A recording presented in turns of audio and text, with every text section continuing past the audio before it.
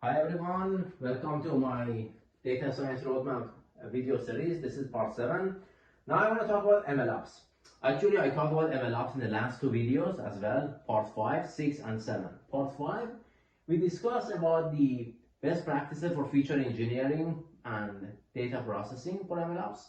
Then part 6, we talk about super important concept of model training, retraining, evaluation. And now I touched a little bit the model comparison. Now I want to talk about model scoring, model comparison, model versioning, monitoring, and visualization. This is going to conclude the MLOps section, and perhaps it's going to conclude the data science roadmap section as well. I might have some advanced topics for the data science. All right. So now let's start. So what is model scoring? Model scoring means in MLOps or in concept of machine learning means that you train a model. Okay. You perform a training, now your model is ready. You save your model, and then you use this to predict new data point. All right? And the idea here is that you make a forecast, right? You make a classification based on this. You save the model, you use that model to make lots of prediction, right? Therefore, the model, we talk about this. We're going to talk about that. The model should be saved somewhere. There should be a version associated to the model, and the model should be checked regularly or retrained regularly. We talk about this. In the model retraining or training section, last video, I only told you the practices for model retraining. I didn't tell you how often you should retrain the model. All right. Model comparison is the idea similar to model scoring, but across different models. All right. So you version the model. You call it for model version 1, right? And then you make a lot of changes to the model. You realize that your current model has a problem, has a huge MAPE, huge RMSE, has a very low accuracy. Then you create a new model, you call it version 2. So as the new data come, you train version 1, you train version 2, and then you convert them together against some metrics. It can be MAPE, AUC, accuracy for supervised learning, or it can be Akaike information criterion, Bayesian information criterion for unsupervised learning. Then we have model versioning, that I talk about that here, but then also we have a data versioning, which I'll talk about that in this context, right? Data versioning means that, all right, so you have an initial version of the data. In the initial version, you replace the missing values all with zeros, and you develop these models. In the second version, you're gonna go ahead and say, hey, I need a smarter version of imputation. In the third version, you remove some of the columns. In the fourth version, you remove some of the anomalies. These are all part of model versioning. And then monitoring and visualization, which is a separate topic, and I will talk about that toward the end. All right, let me erase the board, and I talk about model scoring, comparison, and versioning all together.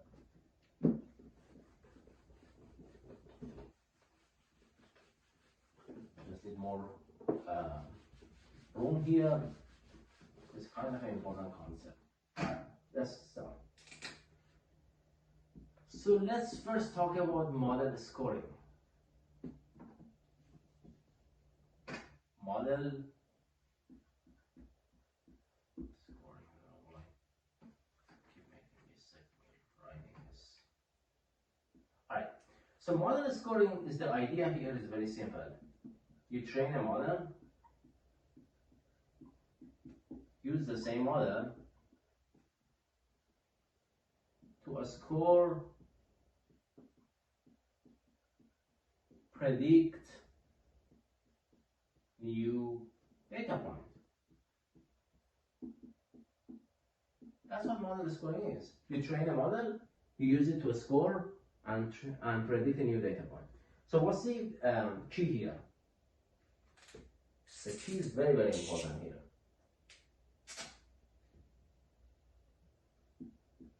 Model and parameters should be saved. Both models and parameters should be saved if you want to use it. You have to load it every time. Model should be retrained in a frequent cadence. Model should be retrained. Depends on how often you make a prediction. If you make a prediction every Perhaps you retrain your model every week, right? Up-to-date data. Guess what? There might be data drift, so you have to actually retrain your model. Let's consider an example. Let's say this is the training data that I have. Okay? I use this training data to make a prediction for this. This is the prediction I get. This is good.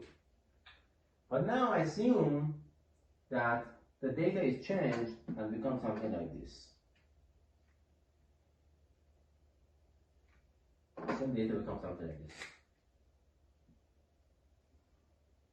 Suddenly upward trend. You cannot use the same model here. It's not going to predict it well. Therefore, you have to train a new model with a new data. All right, and that's the concept of the training at the frequent cadence. You have to determine this beforehand. All right, and that one is going to use as a model scoring in the production. Now, we're going to talk about the model now comparison. Very similar term.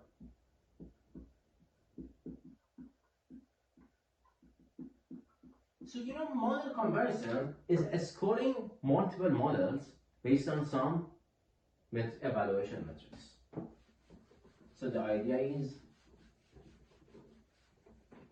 scoring and comparing multiple models based on some evaluation metrics. Scoring and comparing multiple models based on some evaluation metric. Evaluation metrics. All right, so let's talk about this one here, because I think it's worth spending time on this, because it's very important model comparison. All right, so what I mean by this evaluation metric here is actually quite important. We divide it to supervised and we divide it to unsupervised. We are keeping it simple. We are not talking about semi-supervised like causal inference here. Okay, supervised, the metrics that you're using is for the comparing model is MAPE, is bias, is RMSE, root mean square error, is MAE, is MACE, symmetric MAPE, SMAPE, and many more. You just name it. It can be accuracy for discrete. It can be area under curve. It can be a fun score, precision and recall. Precision and recall. And many more. Right? So you have different models. You train a model. You train all of this, and then you give it different data points, and then you measure all this, and then see which model is better. Very important, super crucial. Super crucial. When I talk about model version, you will see how crucial is that. You need to have some evaluation metric. It's also important for the monitoring and visualization. All right, for unsupervised learning, remember I talked about supervised versus unsupervised. You don't have a label here. You cannot reduce any of this technique. You don't have a true value to calculate the error. So what you do is that you can calculate AIC, Archaic Information Criterion, BIC, Bayesian Information Criterion, or AICC, Corrected Archaic Information Criterion, WAIC, Widely Archaic Information Criterion, or WBIC. This is for Bayesian metric. Widely Bayesian Information Criterion. Alright, so you can compare the models as follows. Alright, very good. Let me draw a diagram for you guys. Just make sure that you're very familiar. It's very important. It's super important, because we're talking about the model versioning after that, and I want you guys to be very clear on this concept. You have model 1, you have train model 1, you have model 2, all the way to model n. The idea here is that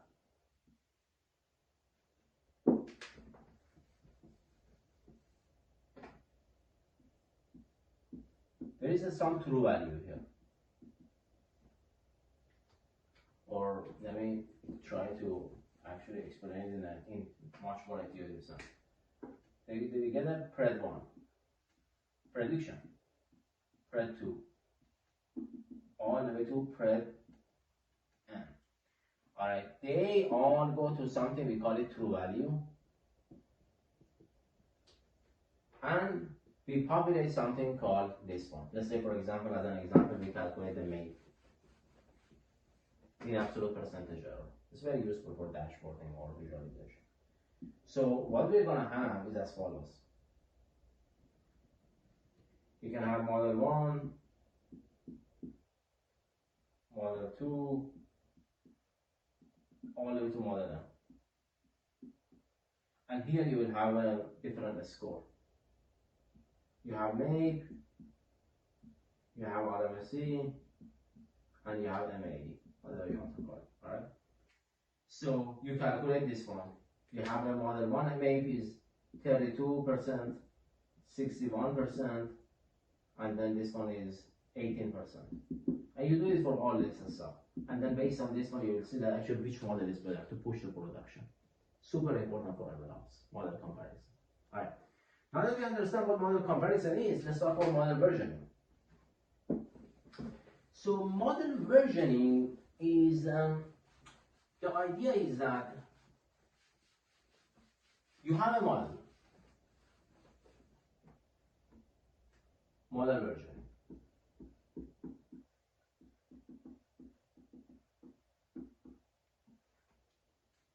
Right? So you start with a model.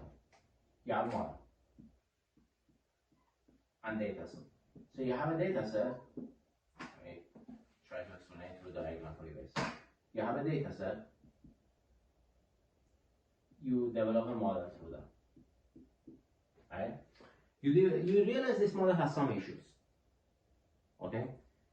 You realize this model has some issues. You create a new model. You do some evaluation, what we discussed about model comparison. You realize that model 2 is performing better than model 1. Then you fit data and then use model 2. You need to clearly version this. You should always be able to go back from version 2 to version 1. We call it model version. Extremely important. Extremely. You need to always have in your GitHub, in your repository, have both model 1 and model 2. You never remove this one because you might want to go or roll back to that or use some of the functionality of model 1 in model 2. That's one way. This is model version. Now assume you have a data that has some missing values, data with missing values. You impute missing value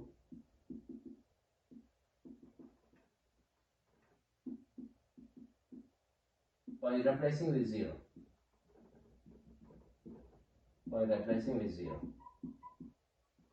We call this one version 1. Then you're going to do some testing. You realize that this is not a good way to do that. You're going to develop new model. You replace it with mean or median of a column. Mean or median of each column for the missing value. You call this one version 2.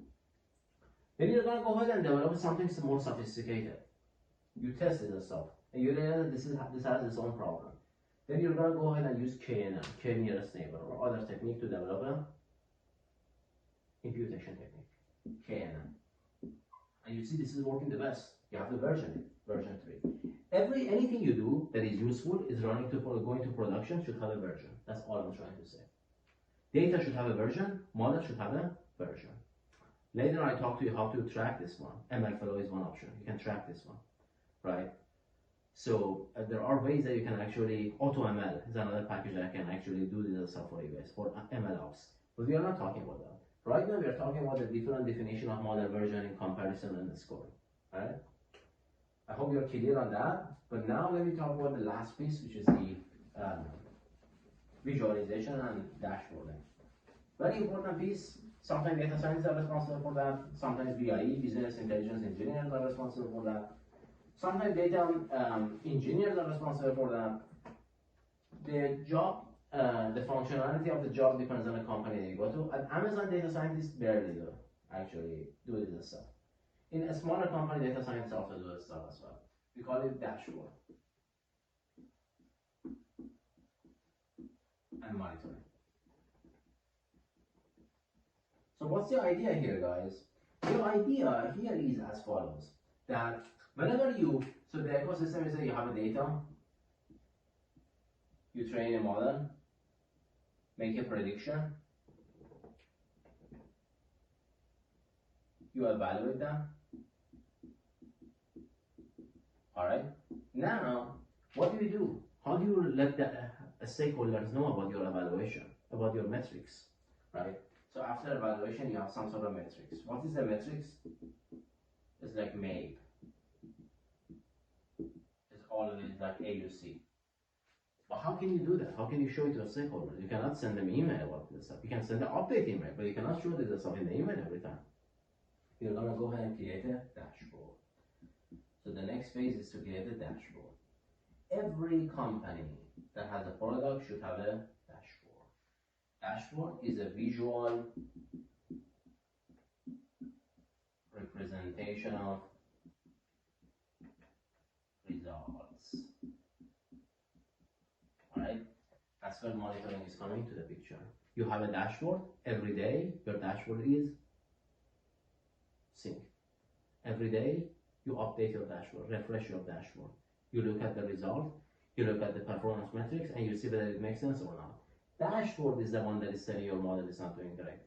Dashboard is the one that is telling you that you have a data drift. Dashboard is trying to tell you that the version of your model should be changed, the version of your data. So this is extremely important because it has a metric. It has much more, but at the most basic level it has this. So the monitoring is done by monitoring the dashboard. No one is going to go and look at the, okay, data I have, let's type data.shape. Do I have any missing rows here? All right, let me see if I have all the index correctly. Those stuff are done part of feature engineering. When you develop a model, you look at the dashboard based on a MAPE, area under care, RMSC, MAE, based on whether it's supervised, unsupervised, and other factors. So this dashboard and monitoring are one of the most important part of data science ecosystem in general. All right, it lets you visualize or see the result. All right, I'm done with this video. I don't want to make it longer than this is. Leave a comment if you have any question or concern. I do my best to address your comment, like always. If you like this video, please like and subscribe with your friends. Like and subscribe to the channel and share it with your friends. And I see you all in the next video. Thank you.